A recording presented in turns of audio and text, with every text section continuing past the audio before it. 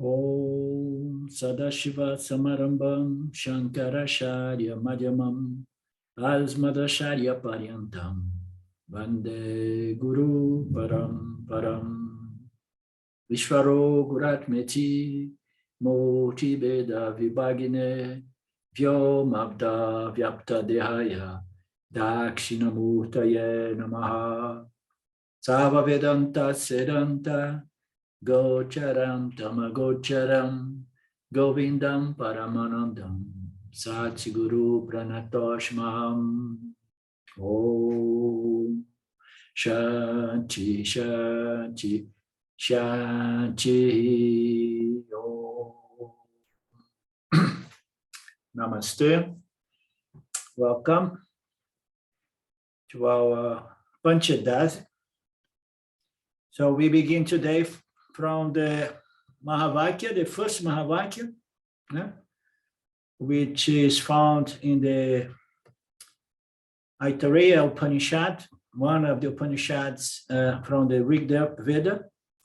It says that the original consciousness, which illumines the world through the sense organs, is of limitless nature.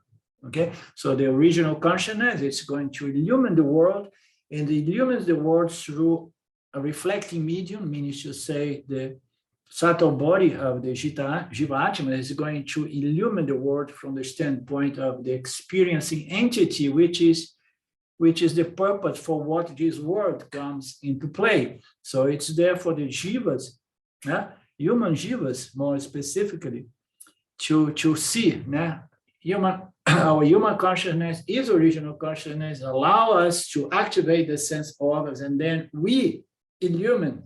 But we need to understand which is the we that illumine. It is consciousness. It's not the instruments, the sense instruments. It's not the sense organs, and it's not the mind. It's not the intellect. What is really the source of this light that illumines the world through the body-mind apparatus is original consciousness. And that original consciousness is limitless, but it needs this apparatus to illumine the world as we know.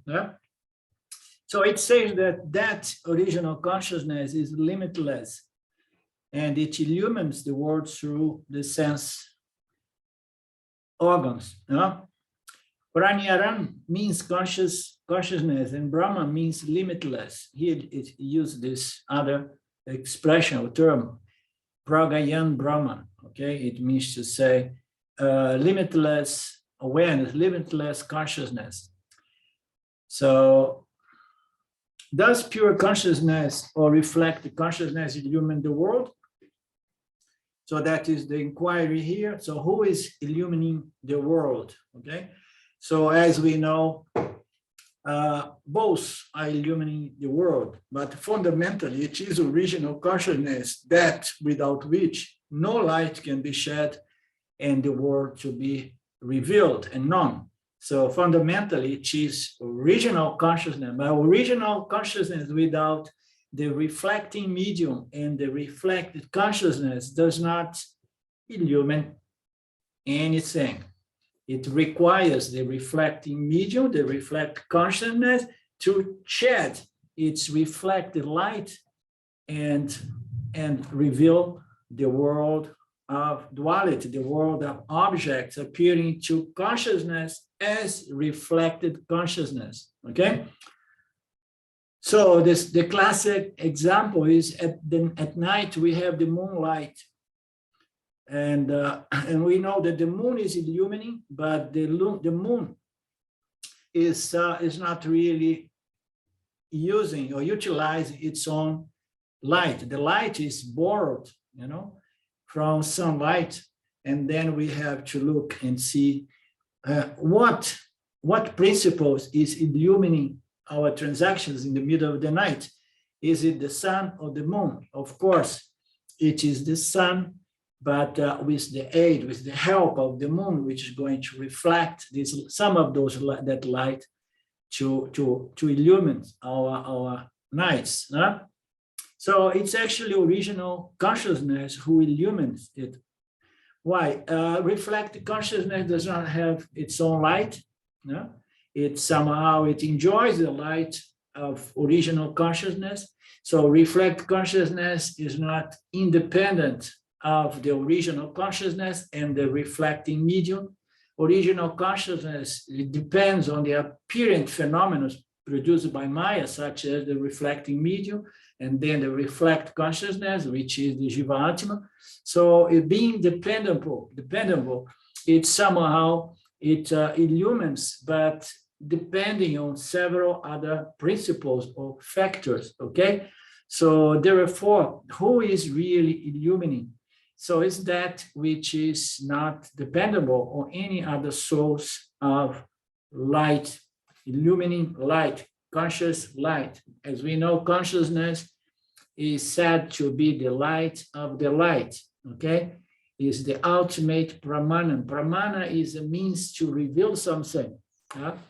And then when we say that there is a means to reveal something, we think in terms of light, sunlight, and then the real light of the moon is the sun. And then seen from the point of view of original consciousness and reflected human consciousness, we can see that human reflect consciousness is going to illumine its environment, but this illumination depends on these other factors. And then we need to look and see like, okay, what is the original light which is free and independent from any other source, because it's the only true source of light. It's consciousness. Therefore, consciousness is seen as the ultimate pramana, the ultimate light of consciousness. Okay, so we need to see that consciousness is presented as light because it's that light is that which reveals. And we don't see consciousness as light, but in analogy, we say it is the only light. Okay, it is a light of conscious existence that is going to reveal it somehow it gets converted in Sattva-guna through the power of Maya, Ishwar, and then it works as the light of consciousness, reflect consciousness, and then the apparatus called the sense organs, the body-mind complex construct, and then it illumines our day-to-day experience of life. So it's the ultimate pramana. So it is that consciousness that illumines the earth. The sun, likewise, illumines the earth because reflect consciousness is actually original consciousness.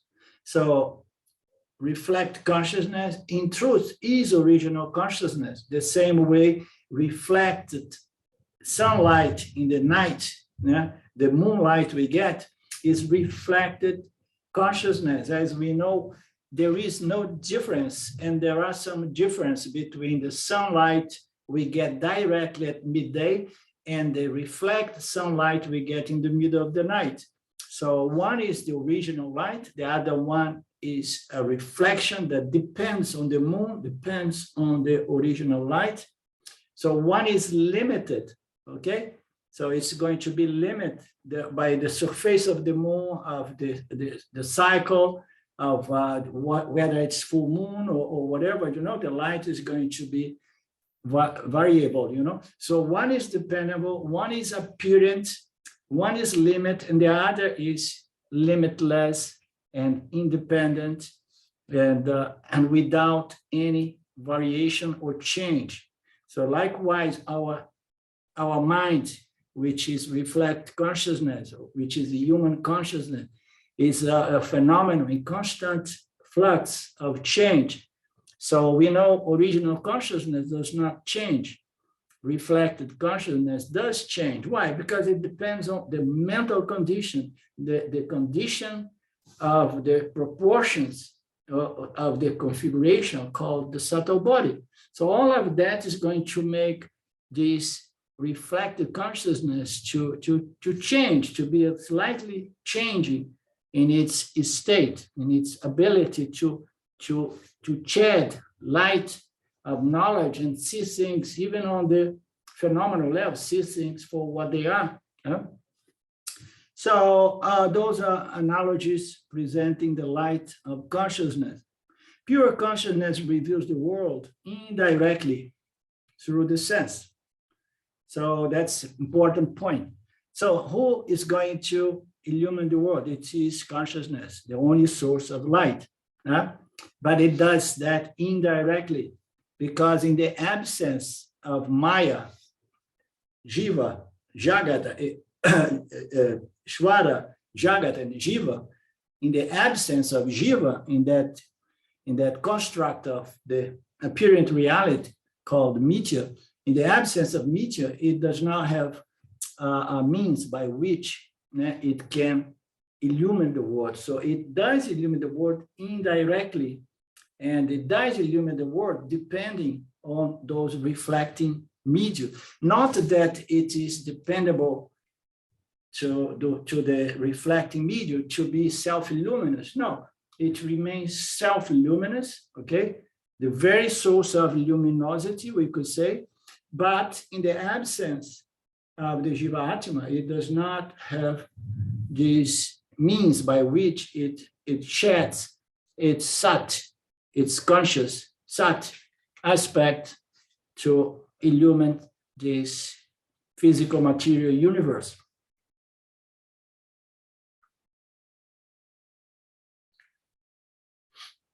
So if you take the ostensible meaning, you will not get pure original consciousness, because reflect consciousness is limited. So we say that consciousness is the one who illumines the world, okay? And it does so by indirectly using the reflecting medium and reflect consciousness. It says it is original consciousness that illumines, okay? But, and then we see, but it depends on the reflecting medium and the reflected consciousness.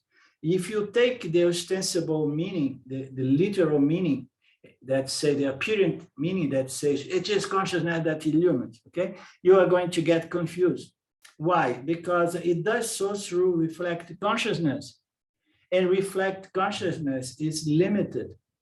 Reflect consciousness is an apparent reality, whereas the original consciousness is the only reality. One is an appearance within consciousness.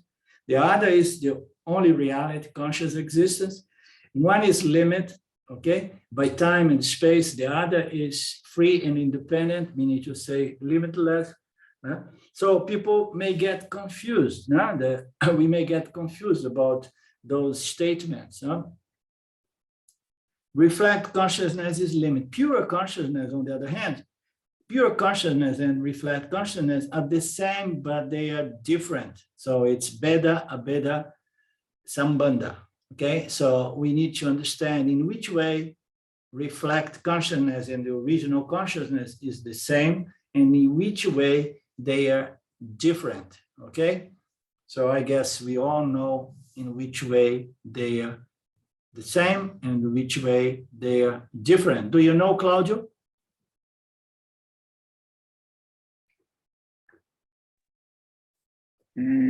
Sorry, Arlindo, I was reading again what we just read now, and I had a little confusion about that, maybe because I don't understand. Because when he says, if you take the ostensible meaning, so the ostensible meaning is the apparent meaning. It's the literal meaning. The literal meaning. Ah, the literal meaning. Just to keep it simple, yeah. Okay, you will not get. So there is a literal meaning, but that you need to see what that is pointing to. What is the intended meaning? Okay. So yeah, okay. We need to see that. So okay. Therefore, these Mahavakyas, these statements, many times they appear to be contradictory, but then we need to understand, okay, in which way consciousness is the original, is the one illumining the world, although it appears as if it is reflected consciousness, which is illumining the world. So they are the same. Original consciousness and reflect consciousness are the same, but at the same time they are different. So the whole goal, the whole purpose here is to understand in which way reflect consciousness, the Jiva Atma, the human consciousness is original consciousness, and in which way I, human consciousness, meaning to say reflect consciousness, in which way I am not the original consciousness. So I need to understand that so that I don't superimpose Mithya in Satya. You understand? I know that I am the same, within this context, okay? And I am different, in another context. So in which way, the question, in which way reflect consciousness is the same, and in which way it is different? Does any one of you want to answer that?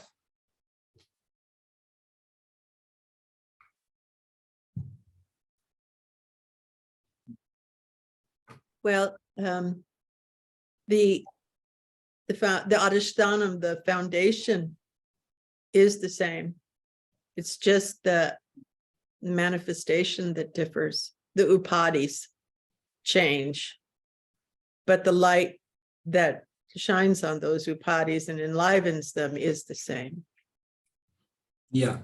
So when this Mahavakyas say that I, the Jiva Atma, I am Paramatma, it means to say that I, in my fundamental essence, my true essence, nature, I am Paramatika, I am Paramartha, okay? I am consciousness, I am Brahman, okay? But we need to understand that this I that says I am Brahman is the Satchitananda aspect of the Jiva Atma. As we know, the Jiva Atma is a composition of original consciousness plus reflected consciousness plus the condition of the reflecting medium, okay? There are several things to bring about Jiva Atma. So when this statement that I am that Brahman is affirmed, it must point to that Satchit Ananda aspect of the Jiva Atma. But the Jiva Atma, most of the time, is identified with matter energy, thoughts, and states, and experience. So if it identifies with matter energy, it's going to identify with experiences, okay? And then that statement is going to appear to be absurd to be claimed, you understand? So how I'm going to claim it? Because in my mind, deep inside, I'm still identified with my material nature, okay? I'm not identified with my pure original nature as Satchitananda. So when we say that, we know that it is the same if I have established my identity as Satchitananda, as consciousness. And then you say, yes, I am consciousness. And how so you are consciousness? Because I enjoy the same light of consciousness, although my light is pale compared with the light shed by the Lord Ishvara and compared with the source of light, which is the nature of Brahman, okay? So I need to understand that although my conscious experience is a pale, example of my true nature, yet it has allowed me over the years and decades and lives to process these teachings and to process purification, refinement, to the point that I had enough sattva that allowed me to understand that my true nature is limitless original consciousness. Although in most of the time, I don't have, a full sattvic mind. It's just enough that some of the sattva guna is developed to gain this knowledge and to establish this knowledge as a doubtless self-knowledge. And then doesn't matter the variations, the modifications of the gunas proportion, you understand? So I am Brahman. It must be based on a certainty in regards to my true nature as conscious existence, not as matter and energy, you understand? not as the manifest Jiva Atom, but the fundamental nature of this Jiva Atom. It's just a question of what identity I have, so that I can see in which way this statement is telling the truth, that I am that Brahman, but it can be misused and it can be turned into a lie if I am identified with my material nature and I say I am that Brahman. So all the hypocrisy that we may find in the spiritual world are due to people who are still identified with their material nature, yeah? And they keep establishing and announcing, I am the limitless Brahman. Okay, I hope that became a little bit more clear.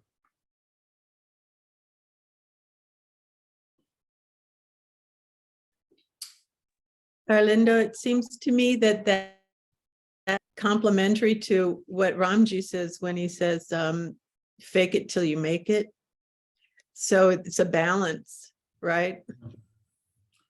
Yeah, this pointer, fake until you make it, it's not only coming from Ramji, but Dayananda used to present it on different words.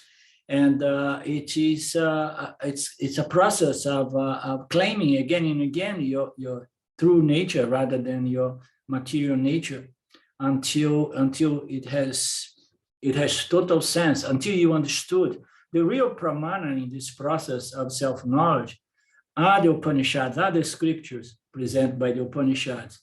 So we hear, and in the beginning, it sounds like fake news, Oh no, it cannot be true. Yeah? But then you keep working on the teachings until you understand in which way you are limitless consciousness and why you are limitless consciousness and the implied meaning of claiming I am consciousness. This is moksha.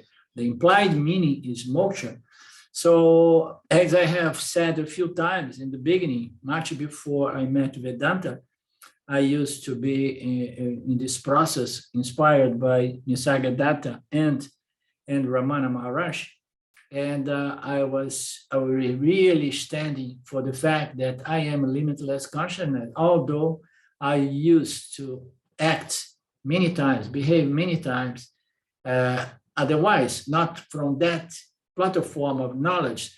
I used to say, it doesn't matter how many times I have to behave like a human being, in the sense that behaving from ignorance, okay? I understood this knowledge at certain level, and I don't accept to be reduced to my material nature. I say again and again, I am that consciousness and I'm free, even though my behavior contradicts my knowledge, but I never let it go, and I never fall and say, oh, okay, I failed. No, we stand up again and again, until we are one with our knowledge. Our knowledge in our life, they are conformed.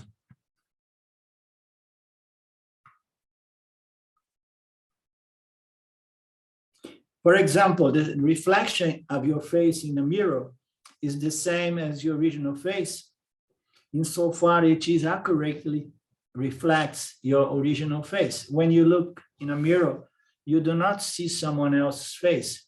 Although you can't see your blue eyes without the help of a mirror. When you see them in the mirror, you know that your eyes are whatsoever, blue, green, brown, black. So that's making a distinction between knowledge and experience, okay? So knowledge is that which is always good. We cannot see our face without the help of a mirror, okay? So we cannot see our true nature without the help of the scripture. The scripture is a mirror, okay? So, and then once we got it, suppose once we got this, okay, now the scripture has worked as a mirror. It has reflected back to me my true nature / identity. And now I lost all the scriptures. Some people somehow stole all my scriptures. I had books in my books, and I don't have access to the internet anymore, so I have no scriptures anymore. No, but once you know that my eyes are blue, you may never again be in contact with your mirror, but you know it, you understand? Because knowledge is that which is always good, which is different from experience. If you look into the mirror and see your blue eyes again and again and again and again, and you don't claim it, and you're gonna be forever dependent on the mirror, okay? But if you see and you claim it, yes, okay? My eyes are blue, and then you do not need the mirror anymore, okay? So this means that there is an understanding of the non-difference irrespective of the fact that you cannot directly experience the blueness of your eyes, okay? So you see that your eyes are blue in the mirror, you can't see it directly, you see it indirectly, you depend on a certain medium, such vaguna, you know, and then you know it. And then you no longer depends on those indirect or intermediary factors, okay? At the same time, you know that when a mirror is absent. Another example, if you are from New York and someone asks you where you come from, it works better if we use the expression, the term, where you come from. No? But you are living in San Francisco. Suppose I live in San Francisco now. I was born in New York. Somebody, where you come from? Okay. You will say, oh, I come from New York, but I'm here in San Francisco. Okay, you will stay in San Francisco, say, I come from New York. Yeah? So this is one example. Yeah? In this case, you emphasize the difference, okay? Where you come from and where you are coming from, okay? Now, suppose that you were born in Chicago, okay? And then you live in San Francisco, but then you will take a vacation.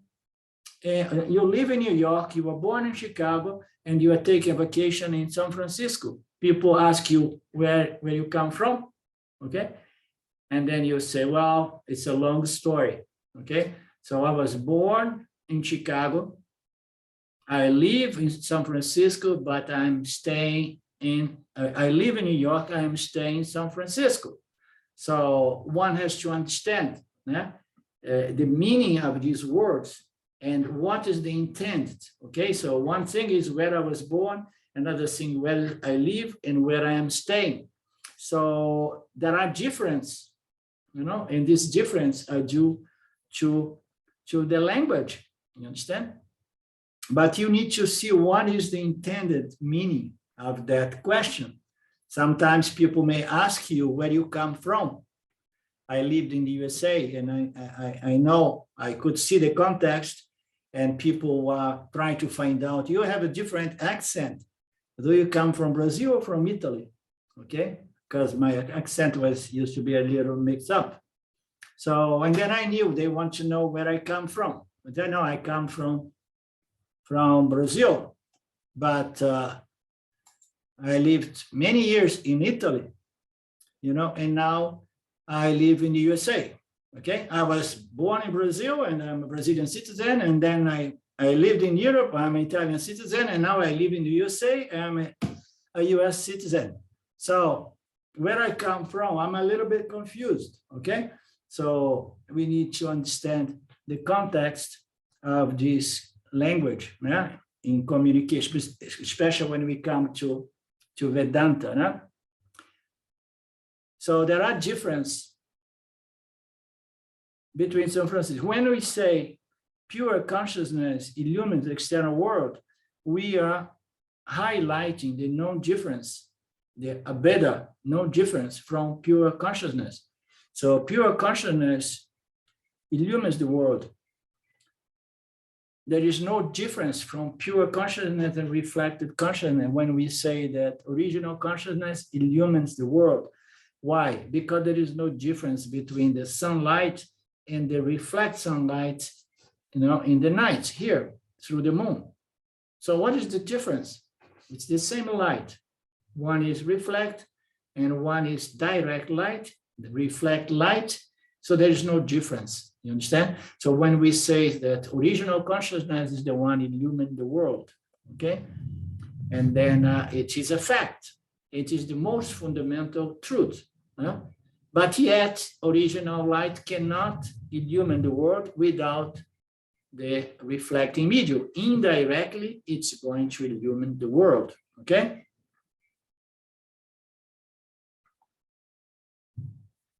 So when we say that pure consciousness illumines the external world, we are highlighting the known difference of pure consciousness and reflect consciousness. It is technically somewhat incorrect to say that pure consciousness illumines the world, since reflect consciousness is identical with pure consciousness, the statement can be understood, okay? It's a true statement. But on the surface, it seems to be incorrect, okay? Unless you understand the sameness between the sunlight and the moonlight. Who is going to understand the sameness between the sunlight and the moonlight? Is someone who really does some inquiry. Yeah? If you don't do a certain inquiry, you're going to say, no, of course they are different. No? Sunlight is something very bright and warm, and moonlight is cool and pale. So you need to understand really, through inquiry, why they are identical, although they appear to be different, okay? And then we move to the second Mahavakya that says that I am limitless consciousness, aham brahmasmi, I am that limitless Brahman, which is taken from Brihadaranyaka Upanishad of the Yayu Veda. So this is a very famous, our favorite statement that Nisargadatta Maharaj was translated, I am that, I am that. So I am that consciousness, I am that. He wrote that book. I don't know if he wrote I am that or you are that, because the teacher says to the student, you are that. And then this teacher and the student, after processing the unfoldment of these statements, he comes back to the teacher and says, yes, Guru, you were right. I am that Brahman. So it's the same statement.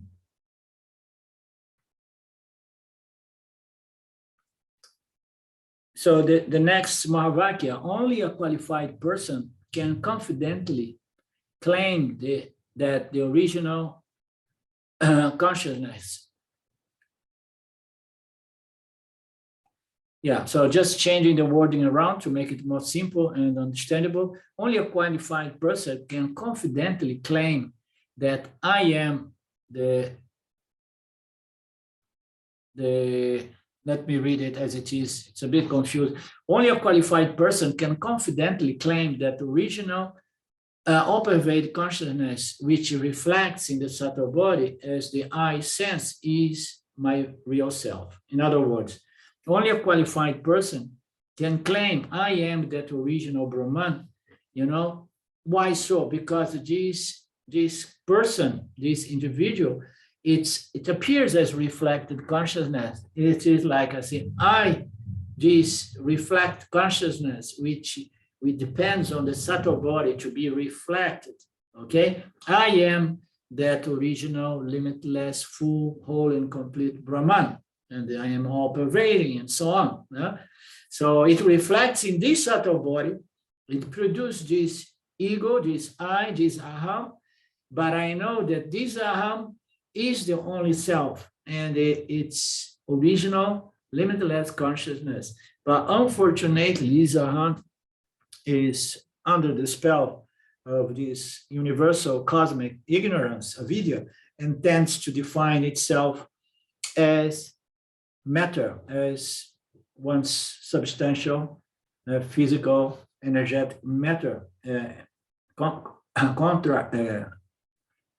do you say? Construct. Okay. Only a person who accepts the authority of the Upanishads with the reference to the nature of the self is blessed with discrimination and dispassion and understands in due time the complete vision of non-duality as taught by a qualified teacher of Vedanta. Only this person can confidentially state, I am limitless consciousness, okay? So it's very nicely put, especially at the beginning here, only a person who accepts the authority of the Upanishads. And then we go into the one of the qualifications that is Shraddha, trust, confidence. So if you don't trust something, if you don't trust someone, you cannot really accept. You understand? Whatsoever come from that something or from that person, you need to trust. Otherwise, you're going to be all the time a little bit suspicious, okay? You're going to be doubting. You're going to be resisting, the other person and say, oh, no, I'm not going to go there. I can't trust the other person. Therefore, I don't accept what comes from there. A person needs to accept the authority of the Upanishads with the reference of self-knowledge, the understanding of one's true nature. So you have to accept, but this acceptance, this confidence, this Shraddha, this faith should never be a blind faith, a blind acceptance. It should be founded, it should be structured in knowledge, in logic, in understanding. So we need to process these teachings until this logic presented by these teachings is going to support my confidence until I can really claim and just say, yes, the Upanishads are the best possible authority in reference to self-knowledge, self-inquiry and self-knowledge. And for that, this person needs to be blessed with what? With certain qualifications. One of them is the trust on the scriptures, and then that trust is going to come together with a nice discriminating faculty. And the other side of discrimination, which is dispassion, comes along as well. I'm not attached and depend. I don't feel that my desires bind me to anything in the world. So I am a dispassionate person. You understand? Whatsoever comes, and does not matter. So I discriminate reality from irreality, satya from mithya, the subject from the object, the seer from the thing. And then I'm blessed with this discrimination that brought about this dispassion, which has nothing to do with depression. It has to do with pure knowledge of the fact that nothing mithya can really add anything to me or subtract anything from me. We need discrimination, dispassion, trust, Shraddha, and then this person, blessed with these qualifications, he will understand the complete vision of Vedanta. And this comes gradually as one studies the scriptures with the help of a competent teacher. And then I am limitless consciousness. I am that limitless Brahman will be claimed without any fuss, without any sense of inadequacy or appropriation of something that does not belong to me. You understand? All of that is over because you understood that it is the most simple thing, because it is the essential nature of everything we see in the universe. And then here Ramji comes to say that any fool can say that I am awareness, I'm consciousness, without really understanding the full implication of this statement in terms of his or her life in this mithya reality. So as I said before, it's easy to say I am consciousness.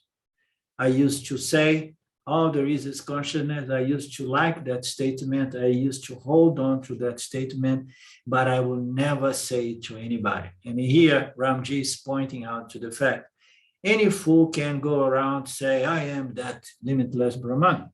So if you know, you don't go about saying that. If you say that, it's because you want to convince yourself. And for that purpose, you are trying to convince others first, okay? So the understanding, yeah, of the full implications of I am limitless consciousness. So what are the implications? Who can answer me this question? What is the implication? It's very simple. I am limitless consciousness. What is the implication?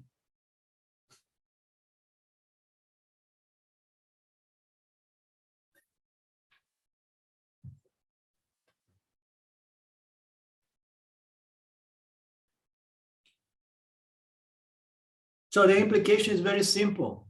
I am Purna. I am whole, full and complete. There is nothing lacking here. Because if I say that I am that original consciousness, I have to understand that I am that original existence and of nature. And my nature is limitlessness, because I am the only principle which is real, that which is one without a second, without anything else. Everything else is apparently superimposed or added to me as a mirage by the power of Maya. So the implication of the understanding that I am that awareness, I am that consciousness, the implication is you cannot say I am that consciousness without saying I am that limitless consciousness. Limitless is the last 1/3 of claiming one's true nature. It's very often we claim I am consciousness, I am existence. There is only one existence, there is only one consciousness, but the last obstacle is to add my limitlessness to my statement of identity. I am that limitless Brahman. I am Satchit of Ananda nature, limitless. And limitless is not that you are vast. There are a lot of, I would say, suggestions of meanings of this word Brahman, and it's presented, as something that is limitless, but it's not in the sense that you are vast. You understand? That you are vast, you are big, you just go, I'm the most vast principle. No, you are beyond vastness. You are just the only reality. You are the only thing, the only game in town, as we say in the USA. It is nothing but you. Therefore, you are limitless. And not only that, any and everything that happens in media cannot affect myself. In the same way, nothing can affect the space. Everything that is constructed in the space is demolished in space without ever touch the space or affect the space. So I am that limitless Brahman. The limitless nature is the implied meaning, okay? The implication of this statement in terms of my life. The complete meaning of the statement involves understanding in which the sense, the reflect I, the original I are the same, and in which sense they are different. So on top of what I said, we need to understand in which way I am that limitless Brahman, and in which sense I am not that limitless Brahman. You understand? I am that limitless original consciousness. In which way is fake to say I am that limitless original consciousness, okay?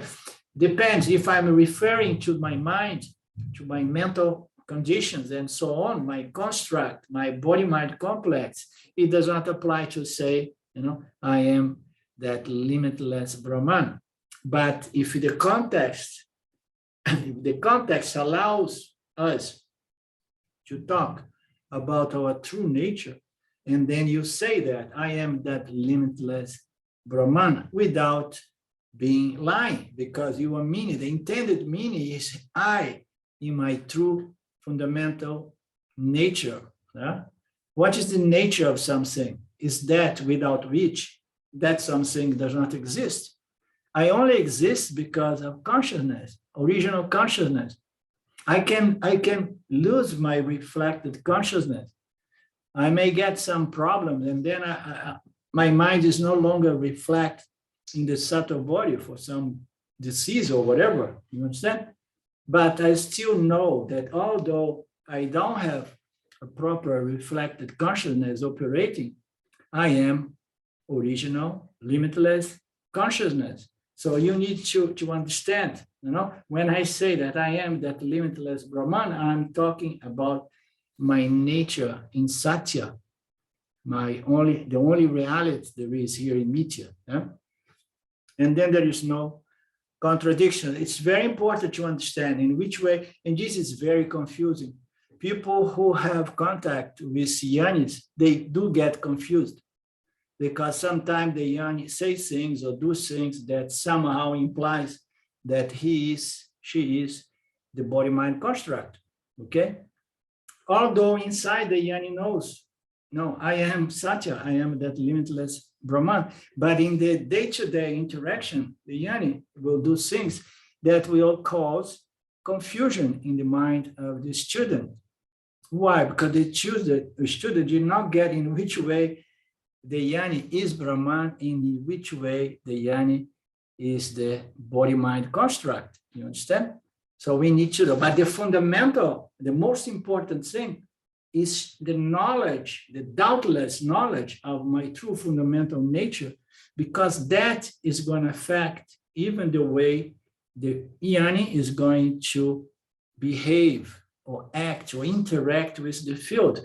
There will be a fragrance that comes from my knowledge in Satya that will somehow transpire in the way the yani behaves, interact. That is the fragrance of the yani that is perceptible to some refined individuals only. Huh?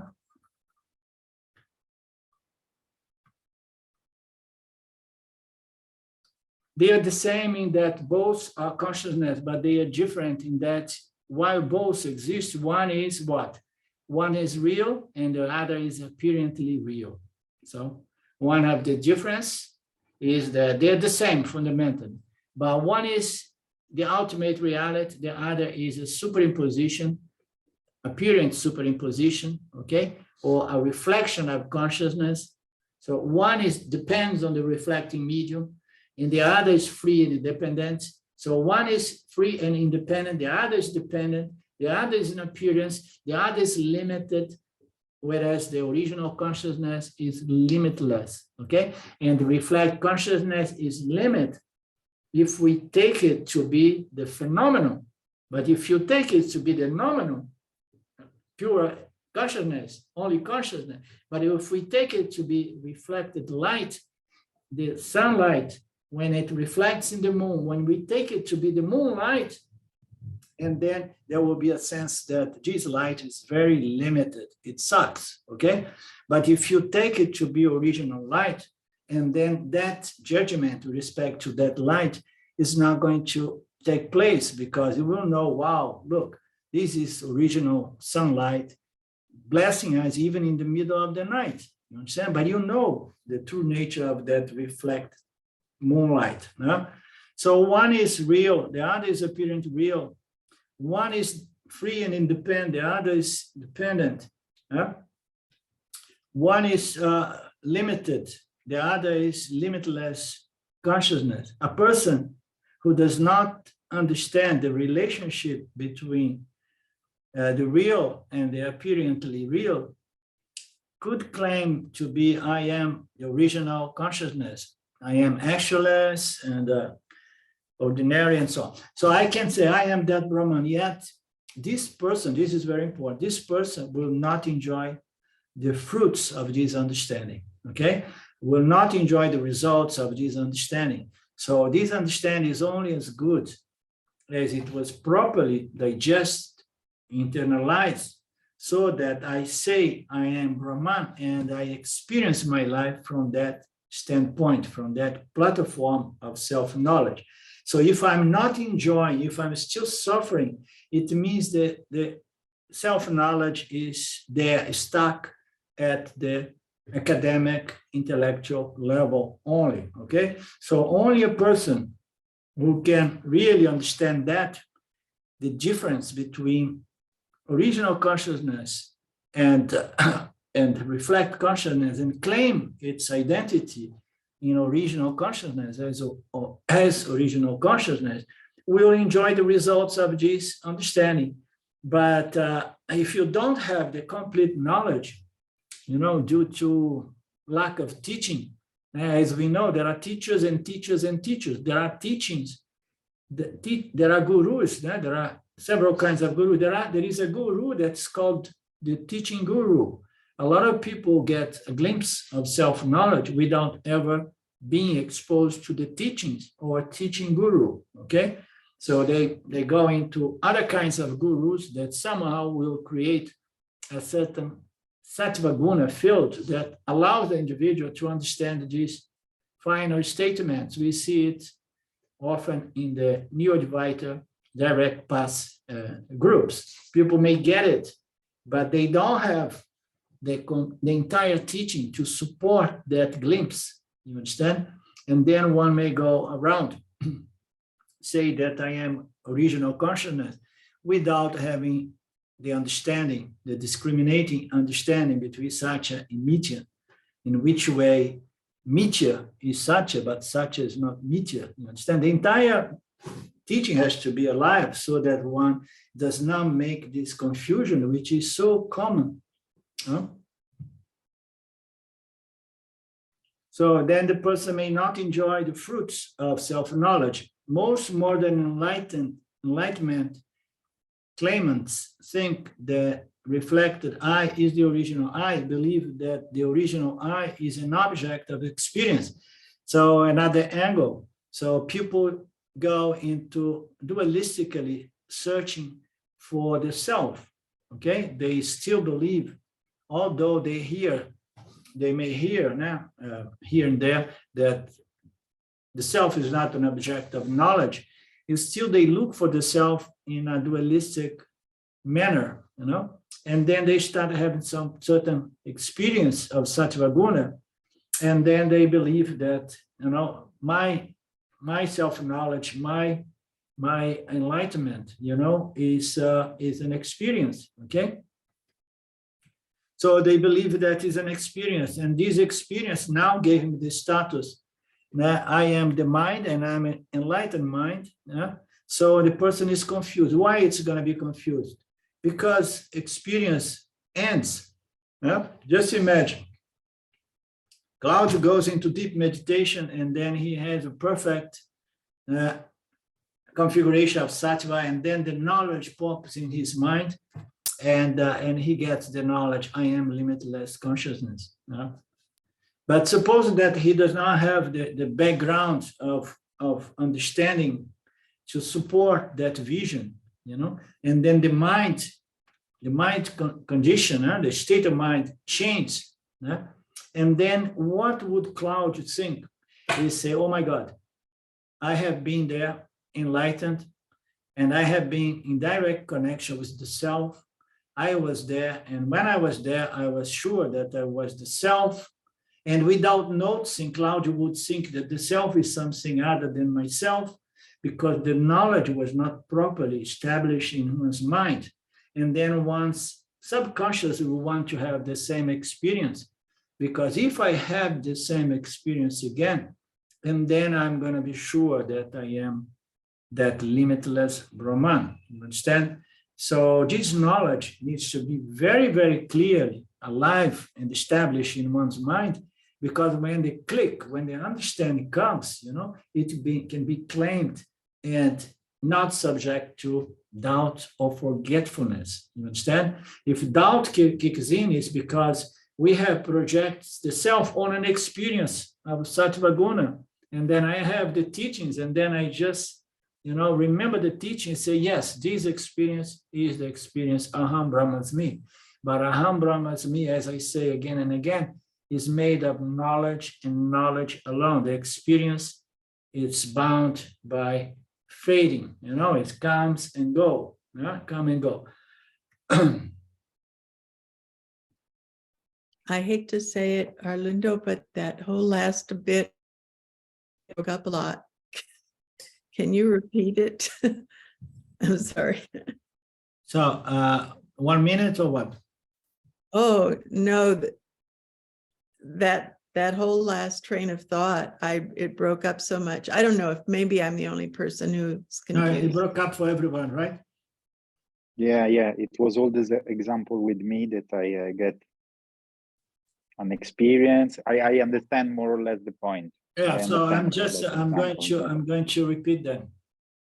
So it's very common in the spiritual circle that people, even after being in contact with the Upanishad and Vedanta, still project the self as an object of knowledge / experience.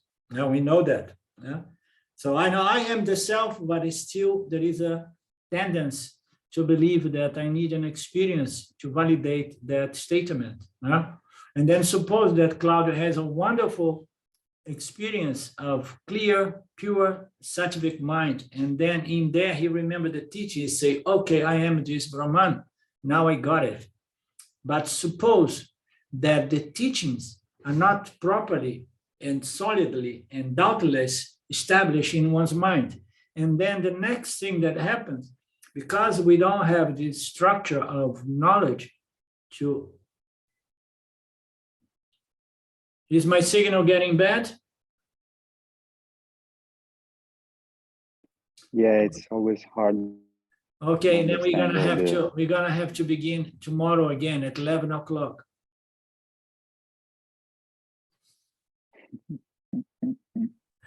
Okay, next time, next class. Most probably there is a storm happening somewhere there where the tower is. But I was trying to say that the knowledge is not firm. We will depend on the experience, and the experience will never give us the base for self-knowledge, because it goes and then again we're going to doubt the self-knowledge, you understand? Because I'm putting my self-knowledge on the base of experience. The self-knowledge has to be gained on the base of pure knowledge, not experience. Did you hear that?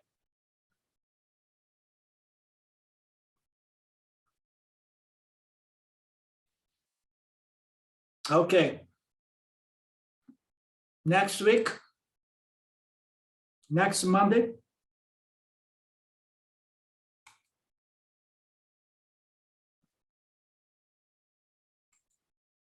Next Monday, we'll begin again from this example, okay? We begin next Monday from that paragraph. We go back through, hoping that the weather is going to hold. If it's too bad like that, I may go to the seat nearby. I was planning to stay there to avoid problems today, but thanks to Ishwara, we got through at least 1 hour. And this Thursday now, we do Drisha at the same time, hoping that Ishwara is going to support this class. Om Purnamada Purnamidam Purna Purnamudachyate Purna Purnamadaya Purnamevavashishate. Om Shanti Shanti Shanti. Thank you, Lord. Thank you, my dear friends. Thank you, Mark. Enjoy India. One of these moments, I'm going to contact you to know everything about India. Okie dokie. Bye-bye. Namaste. Bye-bye. Thank you, Erlinda.